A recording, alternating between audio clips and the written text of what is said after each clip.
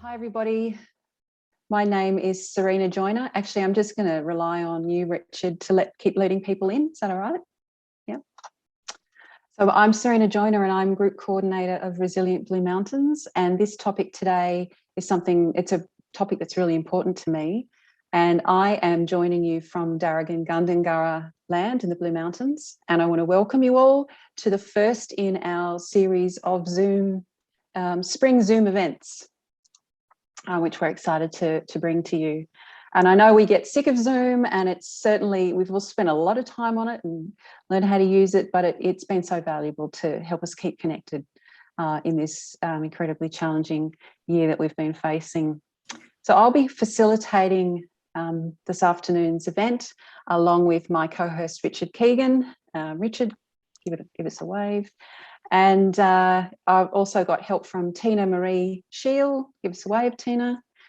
And we'll introduce the speakers to you in a little bit more detail soon. But I'm really delighted to have Rowe Morrow and Renouf from Resilient Byron presenting today. These are two really interesting, really inspirational people. I think you're going to really enjoy meeting them and hearing what they have to say. So as you're joining us today, I want to encourage you now to introduce yourselves in the chat. You can tell us your name, your preferred pronouns if you wish, acknowledge the country that you're on as we're meeting today, and any organisations or communities that you might be representing. Or not, you might not be representing anybody.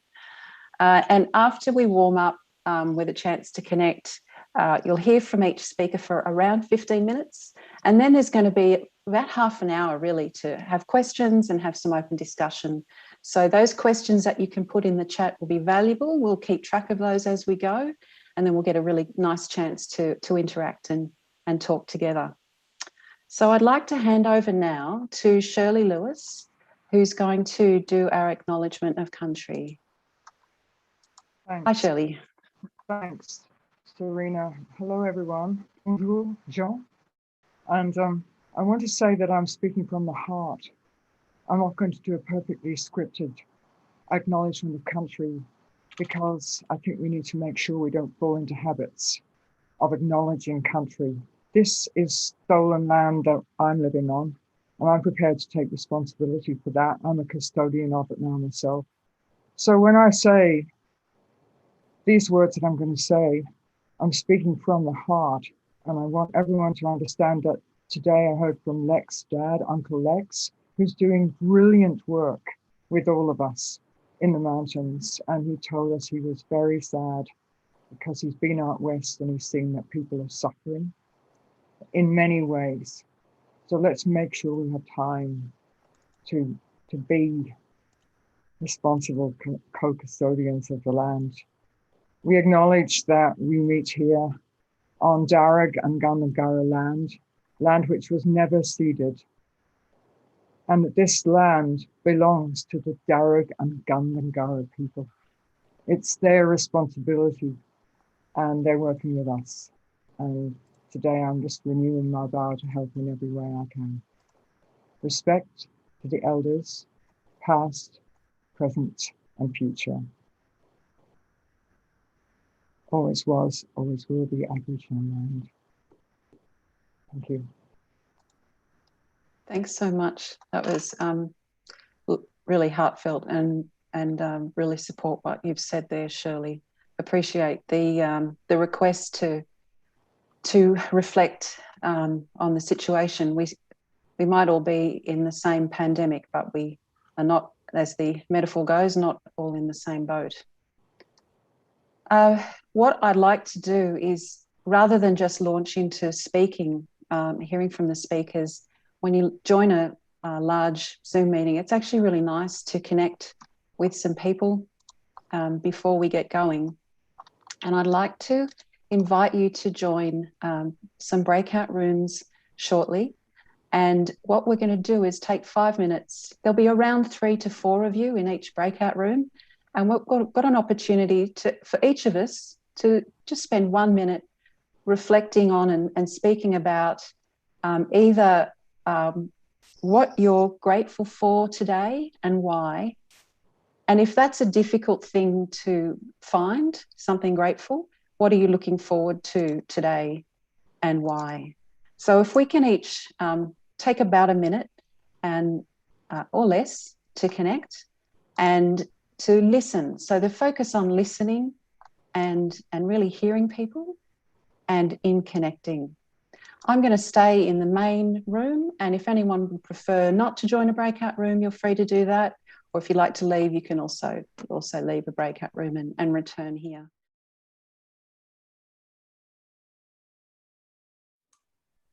So I hope you had a nice chance to talk in the breakout rooms. Oh, yeah. And I'm going to now hand over to Richard. And so this is Richard Keegan, otherwise known as the Duck. And Richard, I've known him for a really long time. We play music together before pandemic slowed that down. Yes. And about a day after Richard joined Resilient Blue Mountains, he started a radio show called Let's Do This, which has also turned into a podcast, and I'll share the link in the chat. But he's quite good at having a chat with people. So he's my co-facilitator tonight. And Richard, if you would like to do the honours and introduce our speakers tonight, that'd be fantastic. I will, and I'm assuming everyone's back out of the breakout rooms. They are, yeah, they're closed. Good. Now, for people who don't know who I am, I live up here in the Blue Mountains in Katoomba, and this is a co-Zoom meeting between the Blue Mountains and Byron Bay. Now, I had to look up where Byron Bay is. If you don't know, you have to drive north from Sydney, past Newcastle, past Port Macquarie, past Coffs, keep driving for around 9 hours, and you'll get to Byron Bay. So there's around 850 kilometres between Blue Mountains and Byron Bay, so we're worlds apart. Yes, we're both on the east coast of New South Wales, but here in the Blue Mountains, we have spectacular lookouts with sweeping views as far as the eye can see.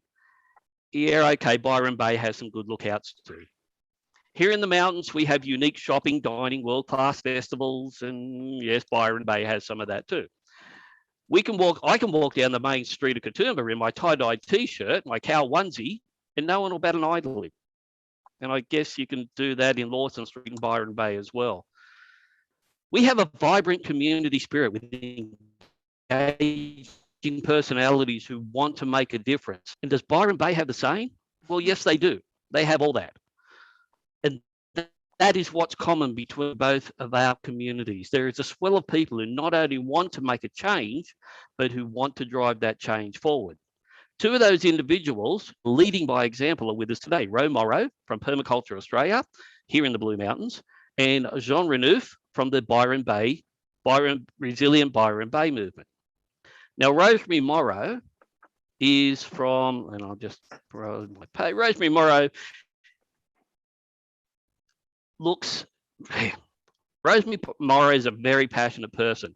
I had a speech worked out, but right at the last moment, Rowe asked me not to say all those things that I was going to say. So let's first talk about permaculture. What is permaculture?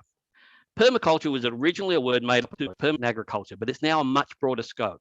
It's about permanent culture with the aim to reduce waste, create closed-loop systems as seen in our diverse natural systems. It applies holistic solutions that are applicable in both rural and urban contexts on any scale. And it's a multidisciplinary toolbox encompassing agriculture, water harvesting, energy, natural building, forestry, waste management, animal systems. The list goes on. In very simple terms, it's the philosophy behind permaculture is one of working with rather than against nature. And Rowe Morrow is a recognized global leader in the permaculture movement, an expert in community education, agricultural science, and rural sociology. She has more than 30 years experience delivering global development programs, permaculture training, and refugee support programs. She is passionate for what she calls the underdog, the people who don't have access to good, solid information for resilience and for applying the principles of permaculture in everyday living.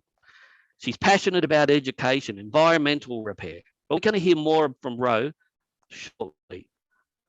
First, I want to talk to, well, we're going to hear from Jean Renouf. Now, when I read Jean Renouf's CV, yeah, I feel like an underachiever. It's like Wayne's World. I'm not worthy, Jean. Stop smiling. A founder of the Resilient Byron Bay movement, a lecturer at Southern Cross University, a firefighter with Fire and Rescue New South Wales, and a father of 2 young boys. He spent time working in the war zones and natural disaster areas, including Afghanistan, Iraq, North Korea, Congo, Haiti, Yemen, and all of this background informs his interest, his devotion to climate change, community regeneration, and resilience. So without any more delay, Jean, let's hear from you first. Thank you, Richard, and thank you everyone for coming and showing interest to some ideas that we may be sharing with you tonight. Shirley, I'd like to profoundly thank you also for the heartfelt acknowledgement of country that you have done. I'm French, as you guessed already. When I arrived in Australia the first time in 2010, and then when I settled in Australia in 2014, I did not understand the traditions of acknowledging country. And the reason being is because the way I was introduced to it was through the TV and through national events and of sports events and stuff. And I felt like it's not heartfelt, it's automatic. And when I start first lecturing at uni, I did not do it because I felt that it's not sincere. So why would I do it? And then I learned the reason behind it, the depth of it, the history. And I profoundly, connected with the message and humbly accepted there is so much more than meets the eye. So I'd like to join you for heartfelt acknowledgement of country. I'd like to acknowledge the traditional owners of the land here in the Magellan Nation. And Byron Bay, where I don't live, is traditionally the land of the Arakwal people, but in the Byronshire, it's also the land of the Widjabul and the Midjabul people. I'd like to pay my respect to ancestors, to elders, past, present, emerging, and very warmly welcome any Aboriginal and Torres Strait Islander people who may be joining us today. I'd like to add and finish this acknowledgement country by noting the irony by the fact that we are here talking about resilience because we have created the problems we are seeking to survive through. And of course, had we listened, had we been able to connect to the land, to each other in ways that a number of people have done in this continent for tens of thousands of years, we would not be talking about resilience. So with deep humility, I'd like to thank you, Shirley, for your heartfelt acknowledgement and join you in this. Thank you also, Serena, Richard, Tina, for organizing this event today. It's wonderful that, Resilient Blue Mountains and Resilient Byron joint efforts to have this conversation. It's an important conversation. And also it's a very timely conversation. Like all of us have gone through very hard moments these past 2 years, from the droughts to the bushfires, the floods, to, of course, COVID, the economic crisis associated with it, the housing crisis, the earthquake now in the south, like what else? Well, I'm seeing a financial crisis in the horizon, so brace for impact, But I think it's important to acknowledge that these are truly unprecedented time. Yes, this is just yet another Zoom conversation, but it's such an important Zoom conversation to have today. Whatever vision that we may have had about how our own life would look like, whatever hope we had for the future, whatever prospect project we had, for what we'd be able to become and achieve in the 10, 20, 30 years, all of this we can put aside.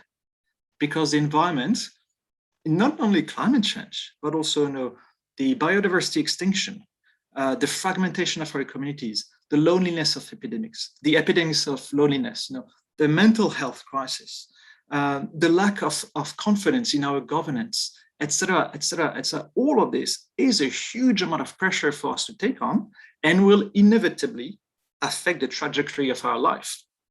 And dare I say, I call all of this the great unraveling. So we have started to witness something which, dare I say, we will see our whole life, which is all the different systems, the values, the hopes, the images that we had about the life I would be living.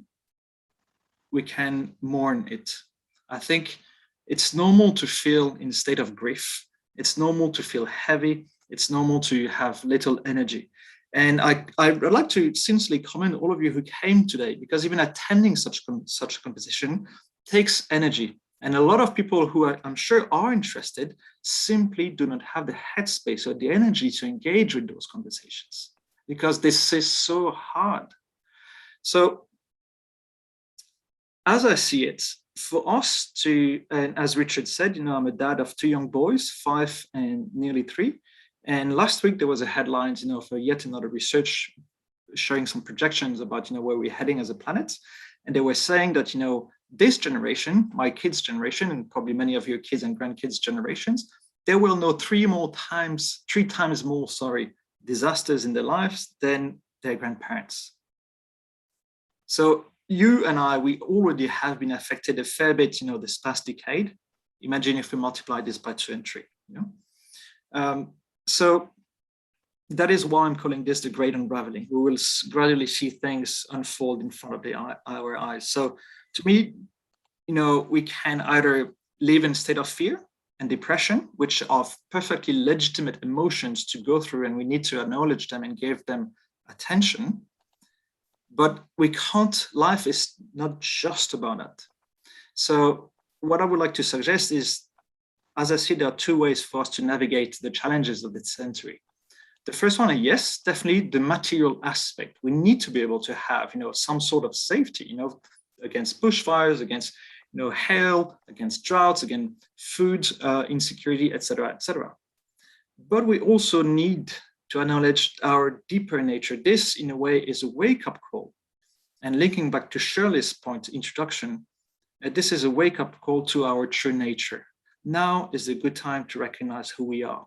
And I'm speaking really I'm opening up, and I'm very vulnerable in sharing this, but hey, I'm living in Mullumbimby, so what I'm saying is not too shocking around me here. But I think now is a good time to realize that we are more than we think we are. And without wanting to sound too airy-fairy, I think, if we can engage in some daily practice, and if you allow me, I'd like to encourage you to do this right now. Instead, right now, of listening to my words, I'd like you to listen to the silence in between my words. And as you pay attention to this silence, you will probably notice the same silence in your head.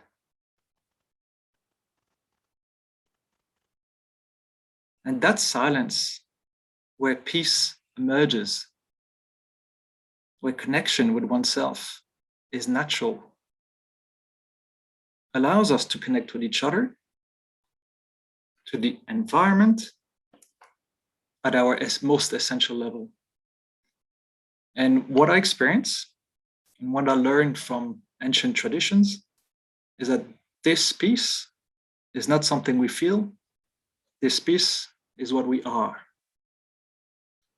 And if we are able to let go of our own personal narrative about what my life is, what I should be living, how I should be achieving, what I should be expecting, and focus our attention into this peace, this is who we are, something much greater emerges and allows us to feel completely comfortable with what is.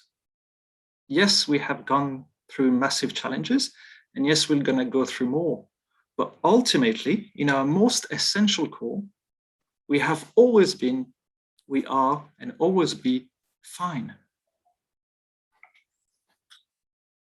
So thank you for allowing me to share this with you. It's something I'm learning to do, to open up on these questions. I think now is the time for us to acknowledge this depth in us and make it visible.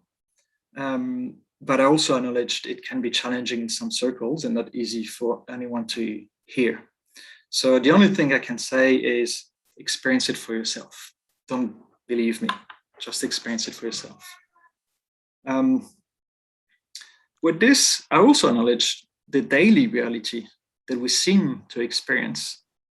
You know, the necessity to wake up in the morning, to have a job, to eat, to have a house, all of this, you know, are relatively real, and we need to account for these. And in the challenges of the 21st century, how on earth can we not just survive, but also thrive? And thrive at deeper, but also material level. So my past experience as, you know, an international aid worker, where I was confronted in many places to many disasters and you know, very horrible events, you know, killings and all sorts of, really brought me to the fore that whatever I have witnessed elsewhere can happen here. It's very clear to me. And even the closure of border that I had, you know, that we experience now, I had mentioned it to my wife, you know, a year before. I said, look, when climate change is going to hit, borders will close. And I also, a number of different things, the toilet paper hoarding, a number of different things, I could see it happening just because, you know, I had witnessed some versions of it elsewhere. So this, coupled with the fact that, you know, I'm the dad of 2 young boys, I've been confronted to the severe bushfires. In my academic research, I look at the impact of climate change. I have a sense of what the planet and our country is going to look like in 10, 20, 30 years from now, led me to found Resilient Byron 2 years ago. So Resilient Byron is a non-for-profit made, you know, of people like us, locals here in the Byron Shire. And we started focusing in the Byron Shire, but now we operate across the northern rivers of New South Wales. And our purpose is, on the one hand, to build the resilience of the residents in the short term, but also acknowledging that this is not enough anymore. It's also about transforming and being regenerative. So looking at our food system, our housing system, our health system, our water system, etc., rethink how can we truly not just take from, but also make sure that whatever we use, we bring it back in a way that creates abundance for future generations. You know, with this mindset, you design things differently. And when you think about these things from a place of peace, which I've mentioned before, you reach a depth of understanding and you see interconnection between everything that is so clear that makes it foolish to focus just on disasters. Today, I had the opportunity earlier to attend the Australian Institute Disaster Resilience Conference, and many disaster agencies were there and governments, and there's lots of good work being done. But the point I made during my presentation was resilience done by grassroots community organization is qualitatively different than resilience done by agencies. Because we have different cultures, because we have different connections to the land, different connections to each other, because we have different sense of ownership, we have different constraints.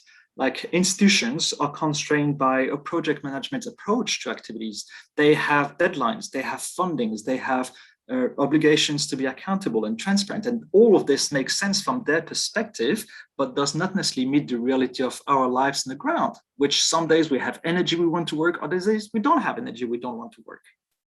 So I think recognizing the ebbs and flows of community living allows us, when we approach and develop community resilience, to respect this natural rhythm and to go where the flow is, to go where the energy is. So in the past 2 years, we've done a number of projects which, you know, are far too long for me to list here. I'll be happy to present them more during the Q&A. But something that has really guided us is this focus on where the energy is. So who is keen to do something on some topics that are in line, you know, with the big picture that we try to achieve? Let's focus our time, energy, attention there. Let's support this. Let's make that happen. And then this naturally links to something else. And if we try to push something that doesn't work, that's fine. We let go. We don't have the time, the capacity to push it against its natural flow. So I think respecting these ebbs and flows is really important when it comes to building community resilience. Like acknowledging that some people, for instance, who are not attending this conversation today, you know, would love to be part, but today they just couldn't, and that's okay. So that's one of the great learning that we have had. Another learning that we have had is, so what we try to achieve is create some sort of pockets of resilience that are interconnected one with each other. But when I said pocket of resilience, the mistake we have done and what we have learned is that at first we focused our attention to geographic areas. So we focused to building, streets and neighborhood groups. And that's fine, that can work. For those who are interested, that can work. But the reality is, in our neoliberal system of organization where individualism is who we have become, it is extremely difficult to have authentic relations with neighbors. And some of us love this, others just hate it.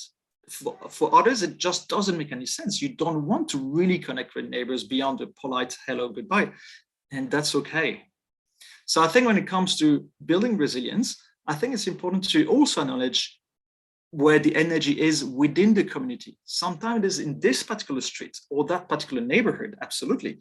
But other times it's, the group of mothers who all attend the same weekly yoga class. And they have a coffee after each yoga class and they talk about really important stuff in a way that doesn't look important to others. And this is the group we can work with, because these moms, and look at you all, most of you are women here. In my experience working in war zones, women are the real glue of society. Men go and fight, are heroes. Women are doing the real work. So this group of moms, they have these casual conversations and then they implement changes in lives which nobody notices apart from their family, friends, but has a profound ripple effect. So I think it's how do we support those natural nurturers who are already doing the work? How do we support them in doing more of what they already do? This is something we have started looking. And one of the projects we got funded, a 2 years funding from Resilience New South Wales, is called the Community Carers and Responders.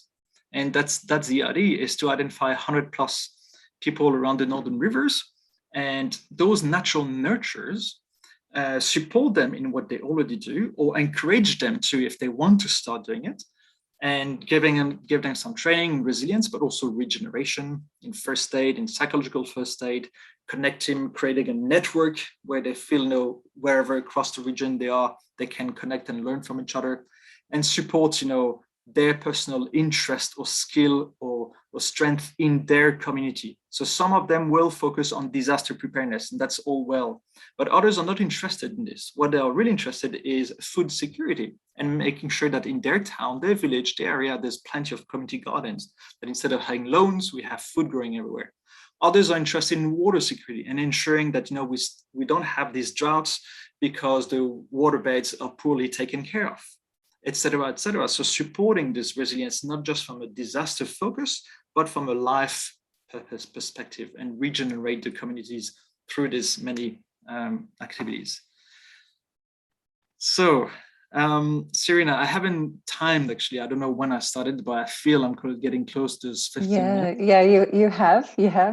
You've just hit the 15-minute mark there, and it's been fantastic. And I've got one quick question before we hand over to Rowe. I love what you've said about energy, and there's a real temptation. Resilient Blue Mountains started late last year or around this time last year, and there's a temptation to want to do everything at once. We have 19 or 20 ideal working groups identified as things we'd like to do, and it's very tempting to jump in and do everything. How have you navigated that desire with your group to do everything, and actually the reality that what works is going with where the energy is? Yeah, great question. And to give a sense for everyone, so the way we organize is in different teams, and we have, the food security team, the water security team, the housing security team, the health and well-being team, and a few more. And the way we work is, first, Resilient Byron, we have very clear vision, a very clear mission, a very clear aims. This is what we try to achieve. Then all of these teams, we follow the principle of sociocracy, and all of these teams have very clear domain of actions. Like within that domain, they have a lot of autonomy. So depending on leaders, and we usually recommend each team to have a system of co-leader, and I'm a co-chair of Resilient Byron, for instance, where responsibility is shared with someone else, which really strengthen the role. these leaders or co-leaders basically identify the needs in their specific area. They know better about, say, food security than I do, or health and well-being than I do. So they identify the needs and the capacity existing, the resources available, and depending on the team, either we'll look for some grants or partner with different organizations or bring different stakeholders. So it really varies. But yes, some teams are working much better than others because of the personality of the leaders, because, well, each of those teams, actually, the leaders had to apply for the role as if it was a job. And there's one team which doesn't have leaders because we didn't find the right person. And we're okay with this, actually. At first, we're kind of, what do we do? But then we found peace. This is, we're all volunteers. This is the reality of community work, like the ebbs and flows. So I think finding peace with this, and when there'll be the right person, will be the right energy, the right funding, then we'll be able to engage with this. Yeah, that's fantastic. And I love that approach. I mean, in reality, you have to just work with the energy that's there, because it just ends up being, an empty process of pushing yourselves uphill when you're not making progress. So, no, exactly.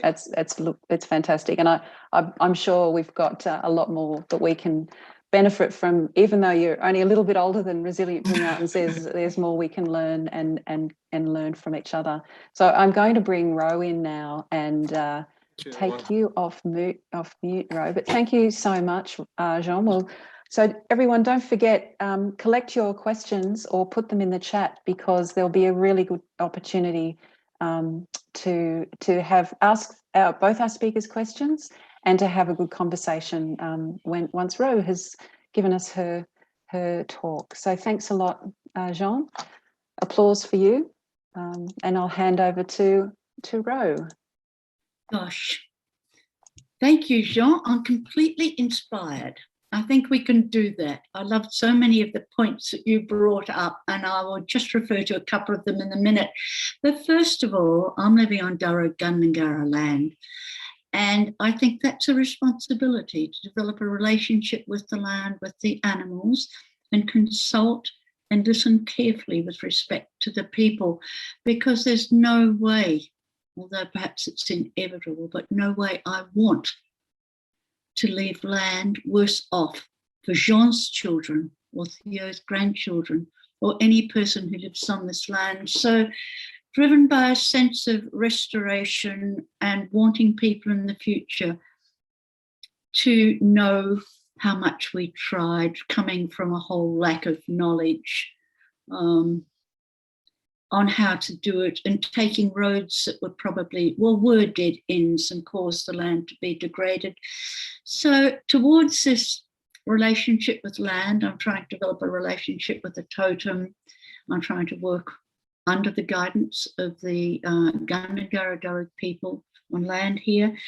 And I'm learning a little bit of language. So I'd like to say to you, Watamai Nalama Mitigai in Darug, and Ganararang in Gundungurra, which is the loveliest invitation. It is, would you please come in and sit down, join our circle. So for everyone here today, I hope you're in the circle, even though we're pictures on a screen. Resilient, sort of people started talking about it. Oh, hang on, thank you, Serena, Richard, Tina. Putting this together is wonderful, and coping with people as they change their minds and want different things is a grace in itself. So I thank you very, very much, because pulling people together isn't easy. So thank you so much.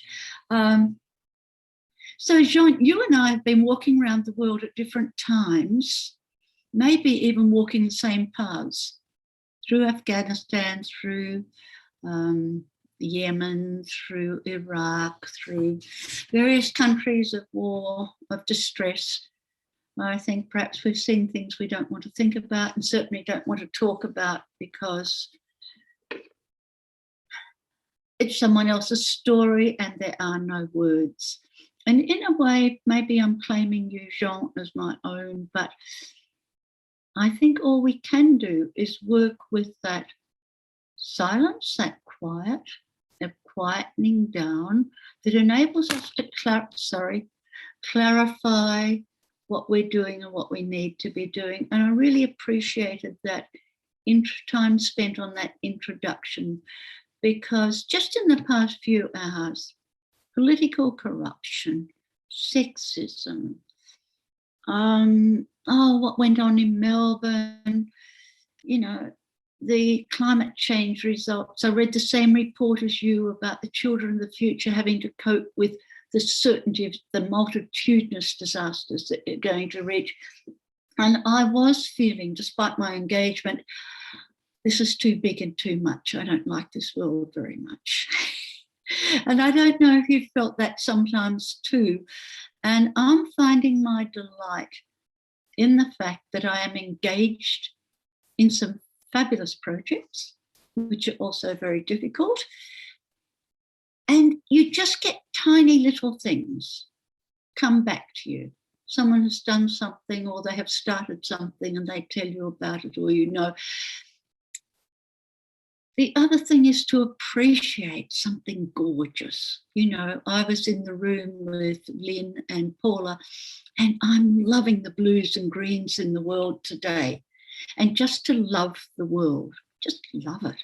I love the wild weather we had in the past few days with storms and rain and blue skies and big winds, and then they'd stop and then black clouds had come over and there'd be thunder, and it was exciting. So just finding the world exciting and varied, I thought was absolutely wonderful as well. So hanging on to that.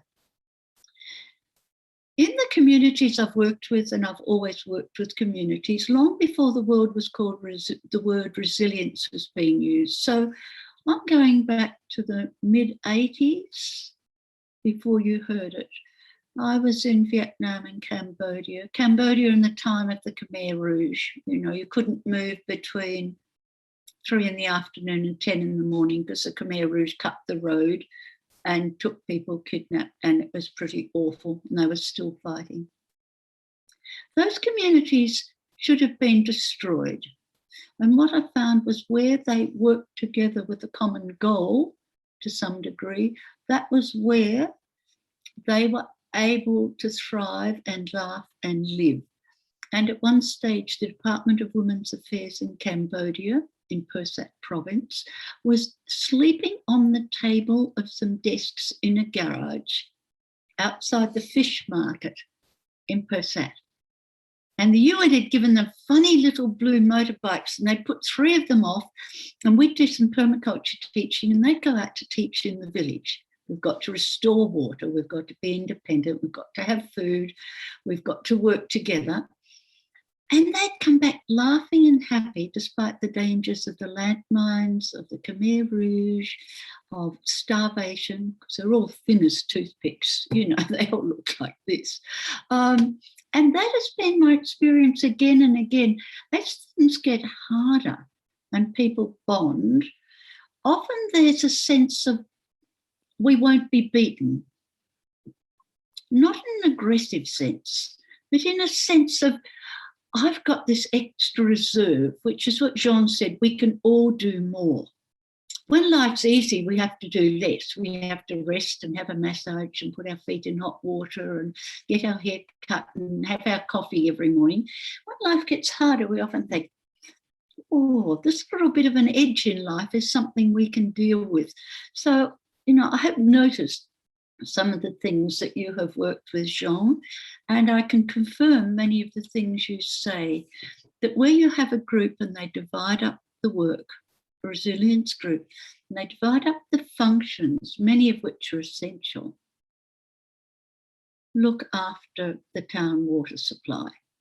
If a government's not doing it, and then maybe they mightn't be able to do it all, that group has a sense of purpose and they report back. But all the people in that group, they want to do that.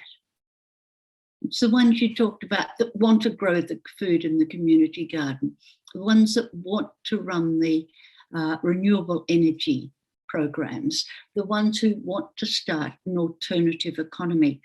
You let them do it. You just say, that is fantastic. What do you need to do that? And then help them get on with it. And I really have seen this. The other thing I'm relating to, it's really your talk that I'm coming on board with a bit, but the other thing I'm relating to is the fact someone will get the vision and run. So in Cambodia, it was Mpona. In Vietnam, it was Gia Van Nguyen. In Albania, it was Kofti. In Afghanistan, it was Alina and Qasim and Zaguna.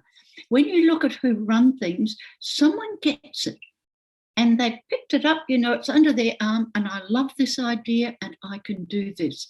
So what we can do in a resilience group is offer these sort of exciting opportunities to people who may have felt a little bit, you know, yes, I've been to the footy, I've taken my kids here and drive them to school and I'm a good citizen, I volunteer, but really offer that little bit of an edge. And it's a privilege to be part of doing it, but also notice the people who have got the passion, because I find it's hare and a tortoise. I start with some teaching, gradually hand over what do you want, what do you need, form your group, make your decisions, you do it, you know, I don't know, I'm the visitor. And so I'm starting to run a little bit like the hare. And then the person for whom this is brand new, a couple of weeks ago, go whoosh, past me. We're going to do this. We've started that. Kashmir, under occupation. Green Kashmir has got it in schools, it's got it in the education department, someone has got it into the agricultural university, the sustainability taught by permaculture. So it's something to do with the enabling rather than managing. It's to do with giving people freedom and saying, I believe you can do it, and get on with it. It's support. Ring me up any hour of the day and night. I'm there for you. I love what you're doing. But in the end, with resilience in very difficult situations, such as the refugee camps in Iraq, in Rohingya, in the 5 million refugees in Malaysia, where my recent work has been after years in development. Resilience is actually meeting basic needs and providing a backup. And in a way, COVID has taught us that supply lines can break down, distribution can break down, services can collapse, and we are not in their situation. That may happen to us, but many of the same things are happening. Maybe the next thing will be financial collapse, and we need to be ready with alternative systems. So one of the things about resilience is backup. You know, you've got a water supply, back up with another one. If you're going to be locked up tomorrow for 3 weeks, have you got the food you need? Can you do a little bit of medicine? Now, that sounds individual, but it works best with the group and the local society. If we think really big, we need to see our role in life as restoration. We are the generation, the age that restores, doesn't destroy. So think then we're going to try to restore water, restore food, restore the natural environment. Germany's going to plant 80 million trees this year. That is significant. Why aren't we planting 50 million? It's these things that have present and future impacts. But if we could think so that the future is a better place because we have lived, and that people will have some of the resources we have, life gets exciting and creative. So what I found in refugee camps is a big difference between the East and the West. So people in refugee camps in the eastern part of the world, they say we all the time. We can do that, we can share, we have this, we have a history. People in the West say, I'll think about that, I don't know, I haven't made up my mind, perhaps I'll go a different opinion. And in a way, it's a very solitary position of the individual. And I'd love us to be able to get from me to we.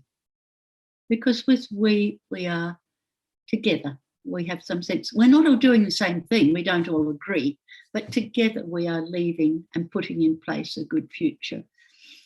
And I agree with Jean that organisational resilience is often about perpetuating itself. It's not significantly changing. In fact, you know, you hear people say Singapore is very resilient and sustainable. Well, I just wonder about ocean rise, water, food, and I think they're extremely creative. But, you know, what is it in terms of organisation? Is it just perpetuate yourself so you're never taken down? Or is resilience something more? I think it's something more. And it doesn't always have to come out of a disaster. It can be something we want to build now. I think the personal resilience, I'm much happier when I'm not thinking about how I feel. And I'm much happier when I'm not thinking how miserable I feel. I'm much happier if I'm thinking what is possible to do or say or write or a conversation to be part of, or perhaps just anything as simple as just cut surplus vegetables and take them next door because otherwise I'll...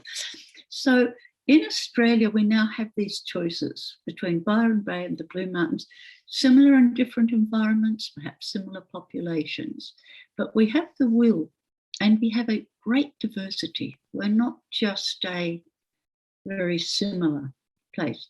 We could draw on enormous skills and abilities, on qualities, on knowledge. And here I actually believe our councillors put in a lot to help us get along that way. And I would love to see us learn from each other and see if we can build resilience, which is for us now, even if we're going into the dark ages.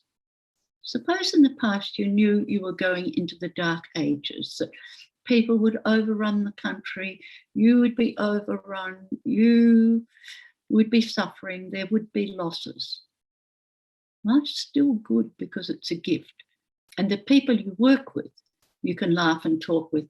I'm thinking of Vietnam with its cyclones. I was down there and the cyclones were huge and they locked me in the schoolroom because I was a nuisance. I went to help. Didn't have enough language and skills. So they just said, you just stay here. And they came back at 3 a.m. and let me out to find a bed. But when I came back, everything was sandbagged. They'd moved into, they knew exactly what they were doing. They were together. They'd pulled the boats up. They'd informed the people. They'd rung the school bells. The whole thing was done. All they wanted was me to get out of the way. And something else a bit similar happened in Cambodia, where the police completely and security disappeared and everyone was at the mercy of mafia. The sort of thing that's happening in Cambodia now probably terrifies me more than anything. And I passed a little village one day, we were walking through in the dust in the dry season. I said, what's happening there? And they said, that's the village group. They will be on watch to keep our village safe tonight. There was no policeman. You didn't pick up your phone and say, officer, quick, send a car. You actually made your group to keep yourself safe. And then I've seen the resilience in Albania after they went into problems. I've seen it in Afghanistan until recently, and I'm seeing it now for the first permaculture refugees we've ever had in the world. That's the permaculture graduates hiding, frightened. And they write and say, thank you very much, and it's so good to get that, and it's good to have, and their lives are terrifying. And so you've got your personal resilience, you've got your group resilience. It's been done for generations. And years ago, I looked at, to give a talk, I'm nearly finished, Serena, to give a talk about what sustainability and independence was. And I looked at many, many traditional peoples and first peoples across the world. And I wondered what it was that they didn't destroy their environment. So people in the Rajasthan desert, on the edge of the Atacama desert, First Nations in Australia, what was it they were doing not to destroy the environment? Like China and Europe down their forests and destroying everything.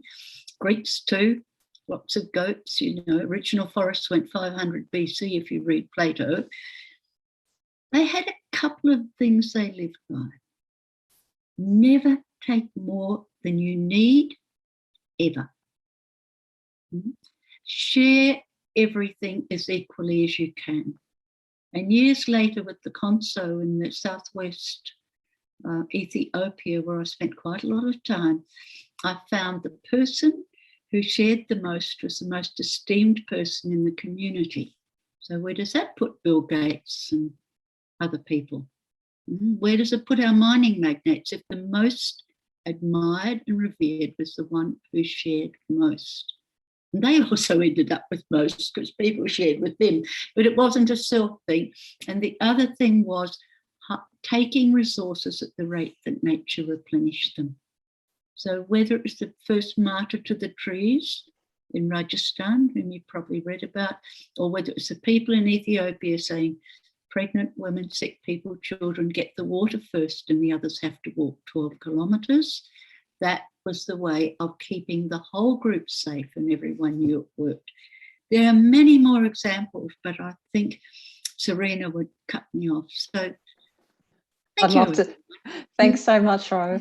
I actually could listen to you for hours. So I'm just spotlighting Jean and Richard, and if you can unmute yourselves. One thing that I really heard, Jean, you know, there is still peace in hardship and the things that we have faced and will continue to face increasingly. And Rowe, what I heard from you is actually there's also solidarity and companionship and even a degree of fun in that connection in coming together to face the hardships. You've seen it, you know, you've been witnessing it time and time again. And there's that a huge amount of a sense of purpose and joy that people feel when they have found their project or their vision, the thing that they want to do with and for their community. So I think that's really encouraging. Everyone, you're still able to put questions in the chat. If you'd like to speak, please raise your hand. If you'd like to ask a question with your voice, this is a discussion and a Q&A, not meant to keep you silent all the time. And Richard's got some questions as well, I think. So I might hand over to Richard, who's going to do a little bit of facilitating of the Q&A. But thank you both. You could hear a pin drop. And there was not a lot of chat, actually, because it was just so engaging to hear the words of both of you. I will open and start by saying, yes, if you have any questions, please write them down in the chat. If you don't want to ask the questions, I can ask for you. Or if you have any questions, just raise your hands, and we're watching on the gallery view. And I see Bob's already raised his hand, Bob Phillipson. Barbara has a question there. So while you get your thoughts in order, I'll just do a quick question for Jean. You talk about the energy and the energy level. At the grassroots level, we have the energy with 30 odd people here. We seem to have a similarity of energy drive from both councils, Blue Mountains Council and Byron Bay Council, or Byron Area Council. Sorry, I didn't mean to single out Byron Bay. How do you drive that energy up to those who are going to make the changes at the state and the federal level? Yeah, no, great question, especially now just before the Glasgow event, yes, this is a very crucial question. First, I'd like to just join Serena saying how much, bro, I loved listening to you. And I honestly, I nearly came here today just to listen to you. I just love it. I would spend the whole time just listening to you. Coming back to this question, I think first is important to acknowledge that there's already a lot happening, actually, regardless of our political, preferences and stuff. If you look at actually a number of policies, but also a number of council, state departments, civil servants, contractors, there's already a lot of good stuff. And granted, I'm probably exposed to it because of my role, and I see a lot of it happening. But even like attending today's conference, which I mentioned, it kind of warmed my heart. I'm thinking, okay, we're definitely not alone. There's so much actually happening. We just don't see it. So it's about, opening up and doing the research and seeing what is happening. But there's also plenty of inconsistencies. If you look at the New South Wales government, if you look at the national government, there's clearly, on the one hand, a willingness to invest money, which means, walking the talk in that sense. into, you know, mitigation and adaptation and resilience, and that is all well and necessary. But at the same time, there's the willingness to open more coal mine and do, you know, and reject more carbons in the atmosphere, which, you know, will get us deeper in the situation we're in. So there's a challenge, but to me, we are just in a phase of transition. The fact that, you know, even the liberals and nationals at the moment are negotiating how they can commit to a 2050, you know, emission goal of carbon emissions is a sign of the times, of our times, you know. And yes, it's too slow, and yes, you know, things will get much worse before they get better, but it is happening. Now, to get deeper in the question, my answer is let's not wait for them. Yes, 2050 is too far away. No, of course, but even like let's not wait for, you know, the current government to make the right policies that they should have implemented a long time ago. Let's not wait for them. Yes, let's continue putting the pressure and let's vote, you know. But at the same time, it's like, what can we do at our level? When it comes to mitigation, the reality is there's not really much we can do. You know, when it comes to reducing the carbon emissions, yes, we can all do our role. You know, if we eat less meat, if we travel less, and all of this, yes, together will have an impact. But realistically, the system is such that we need a system change to really mitigate carbons in the atmosphere. And the lockdowns that we have seen, you know, affecting half the planet, you know, last year, led to exactly this. You know, if we were effectively changing the way we live, we were forced by the events, our emissions would go down. So mitigation is very difficult to have any meaningful impact at our personal level. However, adaptation, this is where we can rocket. This is where it really comes to us, to what we can do, you know, as a dad, as a teacher, as a neighbor, as a husband, whatever our role we have here and there, you know, like there's a lot we can do. So, and I think it is really important to also, through doing, inspiring others. So being conscious of this ripple effect that happens. It's not just what you do and you seem to be alone sometimes. No, actually, there's what you do, other people see it and are inspired to do the same and get energy to do it. So let's not get us bogged down by what is not happening at federal and state level and continue doing the good work at our level. Well, that's a good segue then for what I was going to say to Rowe, that your life experiences, hard-earned as they are and invaluable as they are, and I can hear by the way you talk, you've seen bad times, but you're still positive. The want to do, to take the energy, as Jean puts it, and to push that energy along forward to the right people. You're talking about providing positive feedback, and that seems to be the key that I'm drawing from your talk, that taking it from the me to we and pushing that positive feedback to us to keep that energy going up the chain. Am I reading that correctly? Absolutely. Yes, I really, really believe in, if people are picking up and going, you can just say to them, look, this is fantastic. Have you realised what a difference you're making? And also in doing that, even if you don't think so, you're modelling something for someone else. They're picking it up.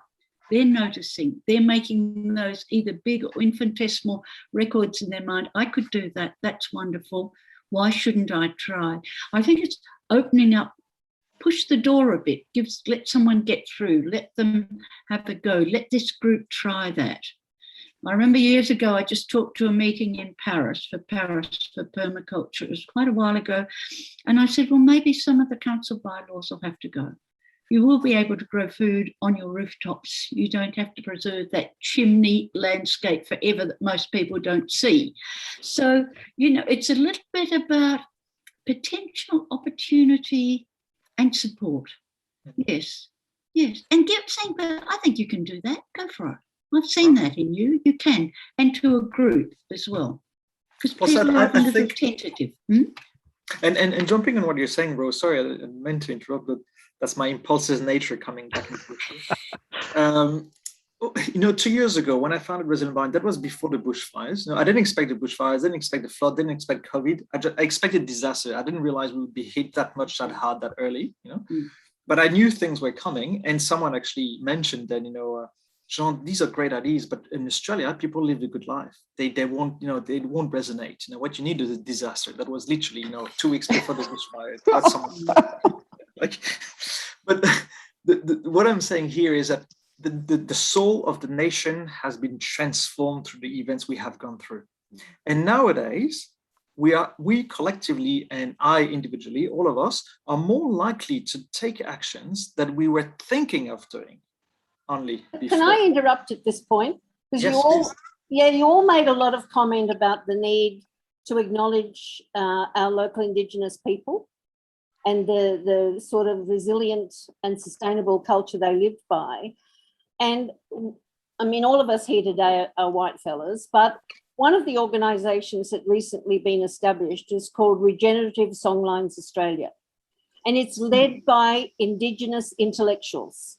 And I really think it's time that we white fellas got behind a program like that that's actually led by Indigenous intellectuals who are calling for projects, multi-skilled, multi-sectoral projects that can build a new songline that is based on regeneration, which picks up your point about from resilience to regeneration. Mm. And I do think this is the beginning of an articulation of a new zeitgeist. Mm. But I strongly would love us to be able to get behind and support them in doing this so that we actually take that acknowledgement to country in this of that and we take it to the next level, because there's a whole new generation of really powerful Indigenous intellectuals now and artists and filmmakers who are really speaking this truth in a powerful way that we can bring to bear in terms of what we're doing locally, but also support this network. I mean, the thing that I was most inspired about Resilient Blue Mountains when I got involved is that it's a network of networks. And it's what you talked about before, it's where you see the energy, where there's a small fire, you add to that fire, you go where the energy is and you build behind it. And then you keep networking between like-minded groups and that gradually builds the story out. So that's just my plea, to build on what you said, but to also make a plea that we somehow bring them into the story and we support this incredible initiative that they've made. Look, Resilient Byron is actually part of it. And Paulina, one of the leaders, I've co-authored an article with her a couple of years ago, or calling all universities in the world, to declare climate emergency. So I completely and wholeheartedly agree with you. And thank you for bringing it up. Yeah, absolutely. Thanks so much, Barbara. And I'm actually going to invite Bob Phillips, and I've asked you to unmute. And Bob, I think you had raised your hand. Would you like to? Yes, I did. Yeah, hi. Thank you. Well, firstly, thank you very much to Jean and Rowe. That was inspiring, insightful, and a few other things which I can't even think of. So thank you very much. I'm based in Goulburn, Mulwari. We set up something called Community Voice for Hume, which is the electorate, almost 2 years ago. And we're trying to do a lot of what you're talking about. And one of the things that we wanted to do was to sort of, so when I say a lot of the things, so we've set up a regenerative farming and grazing group. We're trying to help people in their gardens. We're going to be running a community resilience. We're trying to get a community resilience and electrification day happening. We started off with the aim of mobilizing the community. And we've been around a few iterations of that, like neighbourhood groups. When I say we've been around them, we've never actually got too close. We've sort of got a little bit close now with one project, but COVID sort of stopped that for the moment. But this idea of, and we wanted to join up as many of the community groups in the areas we could, but found that we were being undermined by other groups, or one group in particular who was not jealous, but they felt that we were trying to usurp them. So this whole idea of getting everybody together hasn't worked yet. So I'm keen to know more about how do you identify the groups, Jean, you were talking about? Yeah, So that look, absolutely. You can work with them. Great question. And to be fair, we have similar situation, like with one particular disaster agency that see us as competitors for some strange reasons. And they feel threatened. And I'm like, why? And we invite them systematically all the events we do, you know, and they don't invite us back. And we're like, well, we're kind of puzzled, you know, at a human level, like we need everyone on board. It doesn't make much sense. But look, this is the reality of human psyche, you know, and that's what we have to go with. So again, go with the energy. So it's well worth trying to reach out really sincerely, and really trying to connect and explain and listen multiple times. If that doesn't work, do what you have to do. You know, they will see, they will hear that what you do is well-intentioned. They will see that you're not against them or threatening them in any ways, and they will learn. So I would say try. If it doesn't work, don't lose your energy there. Put your energy where you're flowing, you know? Great question. Thanks, Bob. Does anyone else have any questions? Oh, Rowe, did you want to reply to Bob as well? Yes, well, I want to tell a little story. Years ago, I was in a laundromat, Bob, in North Queensland, and I was having a little chat to the woman who ran it, and she suddenly said to me, "You make me feel awful." And I thought, what have I done? What have I done? I brought in my clothes. I asked about the machine and where the soap powder was. What have I done? And I said, look, I'm really sorry. What have I done? And she said, it's the way you speak. Now, I didn't have the North Queensland accent, in North Queensland.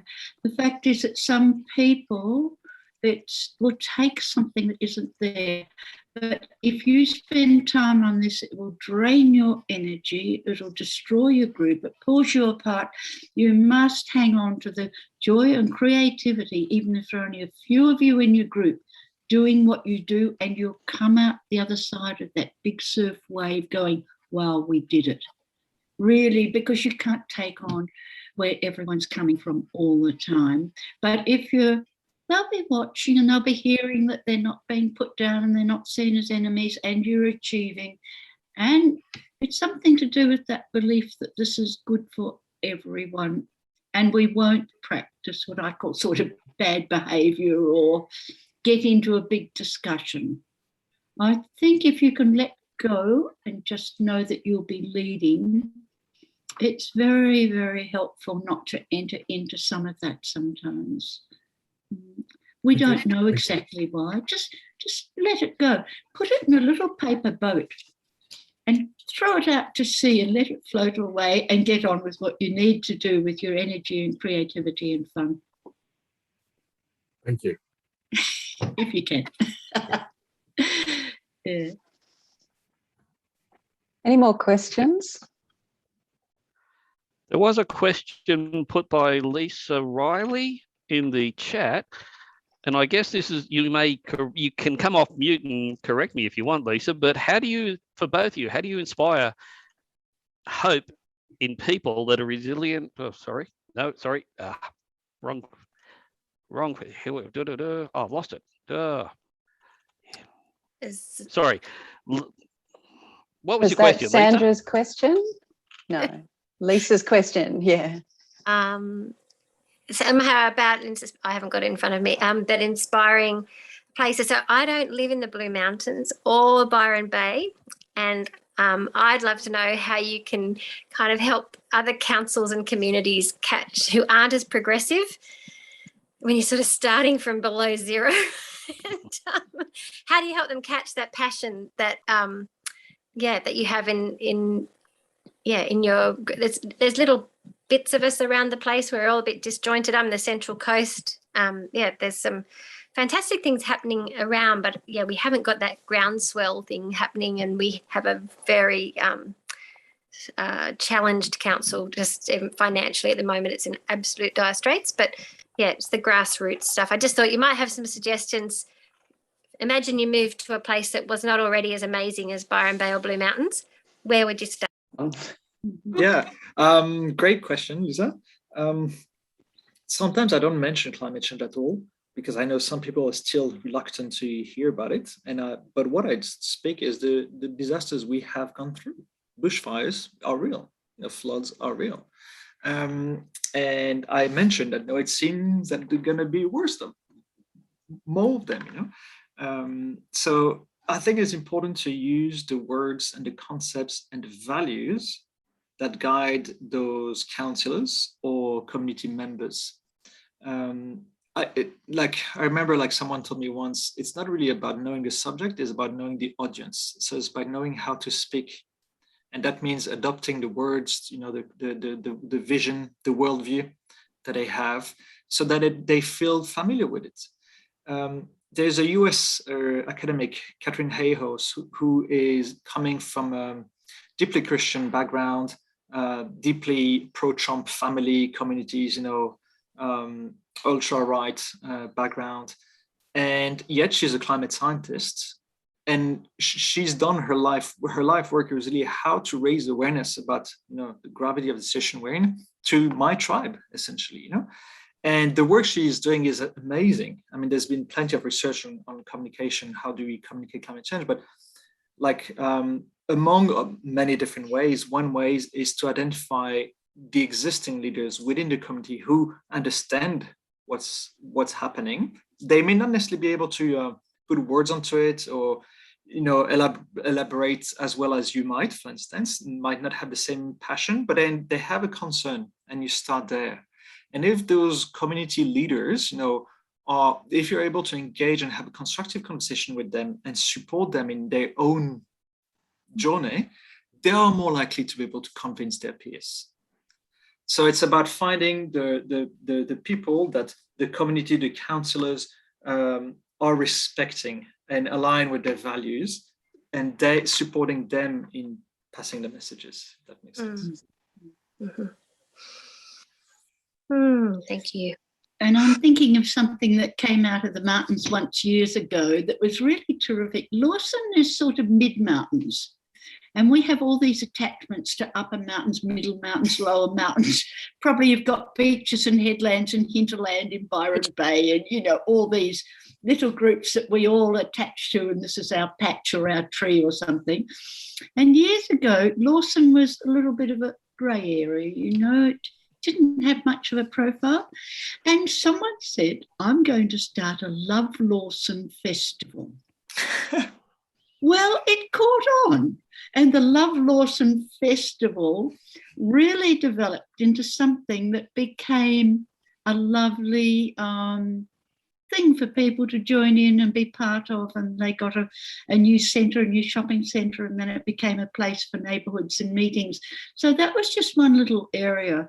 But also I think in the mountains for years we've been telling the council till they believe it. We are a city in a national park. We are a city of learning. We are a city of arts, and that people will come here for the arts, for the learning, for the national park. I don't know if they all believed it, but I think most of them do now, because you hear them talking about it. And I've been here for nearly 40 years, and that message has been going through to council. This is us, this is who we are. I'd be very surprised to find, well, you wouldn't know, I wouldn't. There are a few councillors who may want to put 6-storey buildings on the ridges so they can get a view of Sydney, but there's such strong community support. And the council has adopted that, and people are saying, this is us, this is who we are. City of the arts, city of something, city of something. I think that identifying with the vision, even if you've got different ways of getting there, people know who they are. It's almost like being, Scouts or Brownies, and this is who we are, or whatever you belong to. And this is, people feel this is us. And if the state government ever wants to mingle us with Penrith or Lithgow, Penrith or Lithgow, but we're the Blue Mountains. So it has developed an internal strength with those visions, which are now really giving place, I think, to some of these movements that are happening through the mountains and enabling because of the common understanding of some of the goals. It's not very high, Lisa. Thanks, Lisa. Yeah. Noni's put her hand up, so I'll invite Noni to ask a question. Thanks, Serena. I'm from, in addition to Resilient Blue Mountains, I'm from the Blue Mountains Environmental Sustainability Network. Real sexy name, right? But we started with the help of Shirley Lewis and a couple of other women. We spent about a year having meetings, and then we formed this network. And that's actually the basis of a lot of what's happening in the mountains, is that these amazing groups and individuals who are pushing for improvements at every level. One of the things that I'm so concerned about is hierarchy. There's far too much hierarchy, and people don't feel free to talk and do what they has to be done, because they have to look upwards to get permission. So the big challenge to Resilient Blue Mountains and to the environmental networks we've got is, how do we do this and be non-hierarchical? It's such a challenge, because every organization that we work with tends to be very hierarchical. I mean, you only have to look at our wonderful, and our Blue Mountains Council has some brilliant people in it. But again and again, when I talk to an individual, they have to go up 2 or 3 levels to get an okay to do something. So that's my question. How do we reduce hierarchy to a level where you feel you have permission to do stuff without getting permission? Yeah, awesome question. Thank you. To me, there are different ways of dealing with it. First is acknowledging it and accepting it. This is what it is. This is how the system is being built. So let's not lose energy, being frustrated about it. Let's accept it. Second is, any hierarchy is made of people. And I think everything changes when you develop relationships. And spending time to connect with people opens so many bureaucratic doors. So I think that is an essential component of understanding the environment, understanding who's pulling the strings, understanding what are their interests, what are their wants, what are their fears, how you can help them. I have in the past, negotiated access to refugee camps and other places with warlords, people who were arrested, by blue helmet peacekeepers and sent to The Hague for the criminal court. But I was able to have those conversations because we reached out to start with. And then we connected, because there was, despite disagreeing on absolutely everything, there was still a level of respect at a human level. So, and they were the big bosses of these particular areas. I'm thinking here of an example of Congo, where I worked at some point. And so I think the hierarchy can be accepted and dealt with in a way which, if you enter it through deep respect and seeing and connecting, fades away, literally, yeah. Rowe, do you have a response? No, but I sort of agree with that. But with communities, there are also other things that are starting to arise for non-hierarchical. There are things, I think it's called connected minds and eye horizons. But this has come out of the Philippines, where there's a big move at the moment against colonialization and permaculture.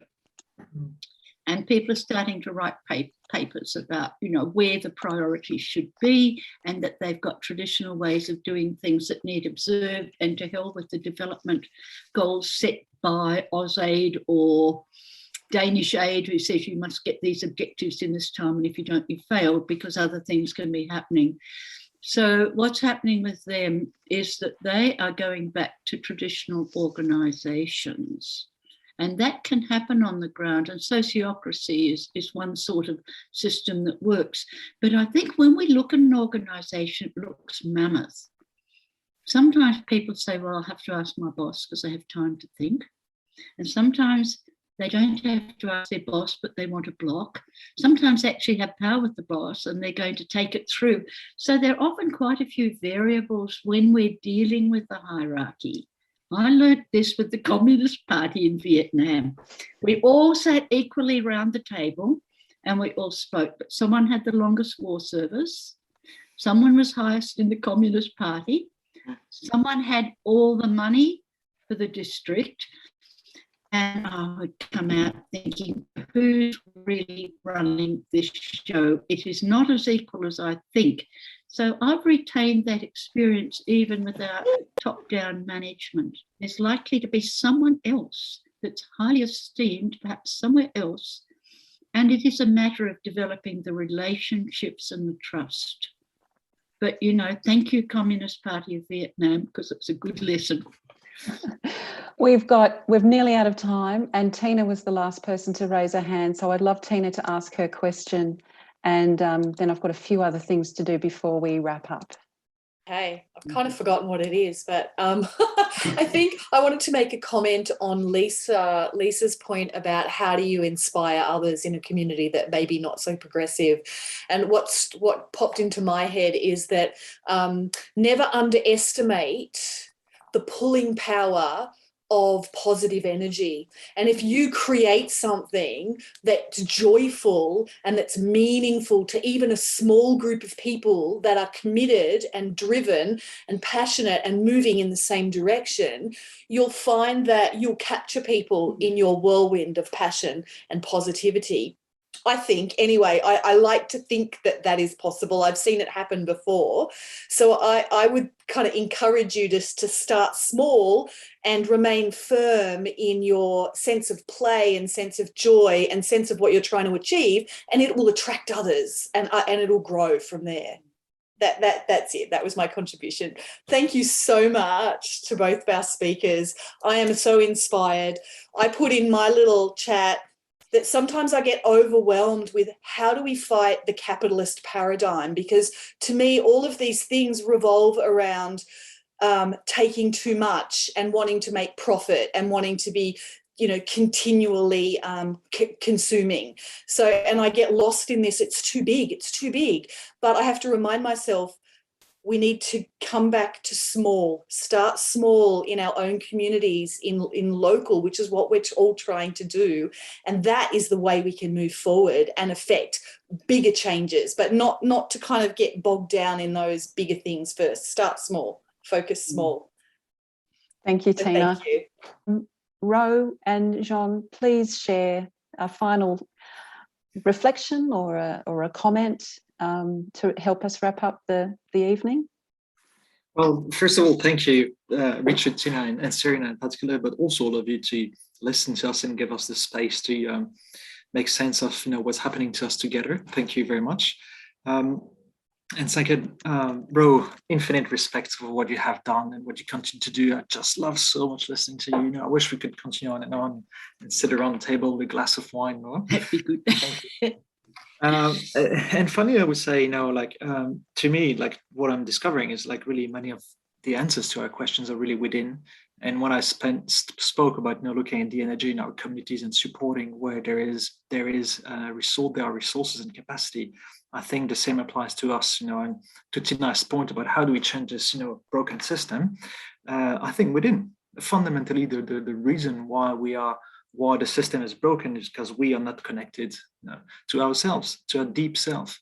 And if we allow this silence, you know, that I mentioned before to overtake us, and if we observe daily, if we practice removing any inner resistance to the flow of life, this energy that I've mentioned in the community, the same applies to us internally. And then doors just open. So yeah, in gratitude. Thank you so much, Jean. Rowe? I don't know. I can usually talk on anything. Give me a topic and I'll go for 5 minutes. I think that this has been a fantastic session. I've loved the range and variety. I'm just going to say personally, I love the thought that you get an idea, instead of thinking, I can't do that, you think, why not? Why shouldn't we do this or run with that or something else? If you're filling a gap with knowledge or skills or attitudes or anything, and there's nearly always a bit of a hole in things that you can fit in, you will be actually very happy. If you're doing something to which you're absolutely resistant, for me, that would be crunching research numbers. I start feeling sick. I think I've got cancer. I've got a brain tumour. It's all catching up with me. I think I've only got an hour to live. If someone says, come out and do some activist work to save the local airfield at Medlow. Oh, let's go and do something interesting there. And if you test that on yourself, this is sort of following from you, Jean, with your energy. Test yourself on where you want to be and where you want to have contribution and what's fun. I want to thank you all tremendously. It was a great session. I loved the setup team. I really enjoyed Shirley's introduction. Jean, we'll have to meet up and talk about those countries, right? We've got a few things to talk about in a glass of wine. Okay. Yeah. Thank you, Serena, and everyone. Oh, thanks so much. This was everything and more that I hoped that tonight would be. It's just been, when I met Jean and got to know Rowe, I thought, you two have to meet. You just have so much in common in various ways. And I think bringing you together, we're actually learning more, hearing from both of you, bouncing off each other, which is so exciting. I've invited you all to come off mute, and as we close out, if you would like to, I'd love to hear you share one word or about how you're feeling and where you are at the moment before we all head off, or just say farewell. Au revoir. Farewell. À la prochaine. Bye. Right. Inspiring, very inspiring. Thank you. Thank you. Thank you. Thank you. Bye. Very inspiring. Thank you. Great session. Thank you. Thank you. Thanks so much for coming, everybody. It really was terrific. Inspiring and educational. Yeah. Thank you to Serena for organising this. Thank you. Beautiful. Yeah. Thank you. Thank you. My pleasure, and appreciate the help that I've had along the way. And Shirley, you're on mute. I think I saw you trying to speak, but thanks, Shirley, for the lovely acknowledgement as well. Thank you, everybody, for coming and making the time. We have recorded this, so we will be able to make it available probably on the Resilient Blue Mountains website, and we'll share that through our emails and website and Facebook. Yeah. And any final comments? From me Let's to stay we. connected. Yeah, from me to we. Let's stay connected with Byron. Yes. I think that's a given. I think you've adopted Jean, haven't you? Is that? Yeah, sort of. Feels like a young nephew or something. Yeah, no, that's very great. All right, thanks everybody. Look forward to seeing you on some of the other events we've got coming up. Thank you. Farewell. Bye.